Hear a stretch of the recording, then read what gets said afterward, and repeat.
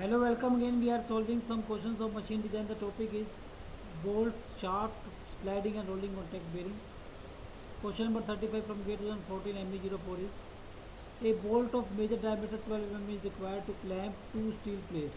Cross section area of the threaded portion of the bolt is 84.3 mm square. The length of the threaded portion in the grip is 30 mm while the length of the unthreaded portion in the grip is 8 mm.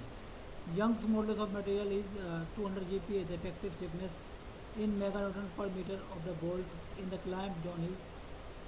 So here the major diameter of bolt is 12 mm. Okay, and the cross section area of the threaded portion is 84.3 mm square.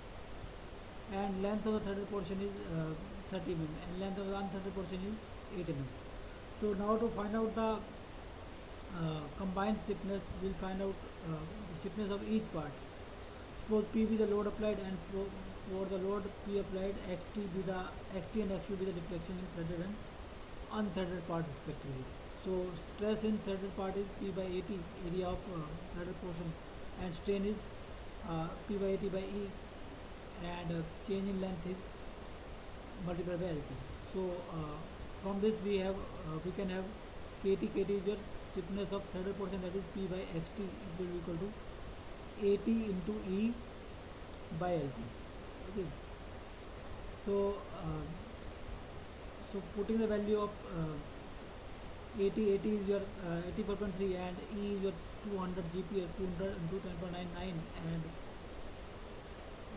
this 84.3 is in mm square, so converting it into meter square, and length is 30 by 1000, so that is so KT comes out as 562 Newton per 6 Newton per meter, or 562 mega Newton per meter. Okay. Now for unthreaded portion, we'll use same formula, just replace P by U. So AU by LU into E.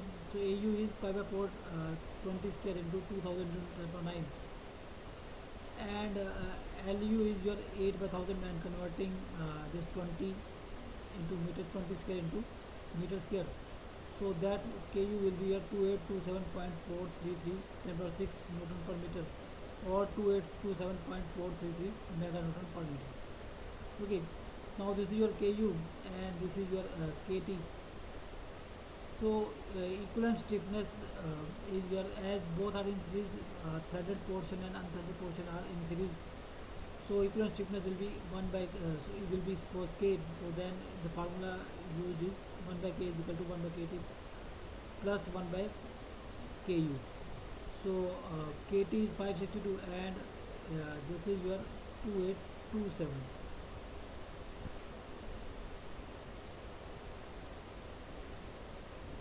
Okay, 2827, because this is 2827. So we have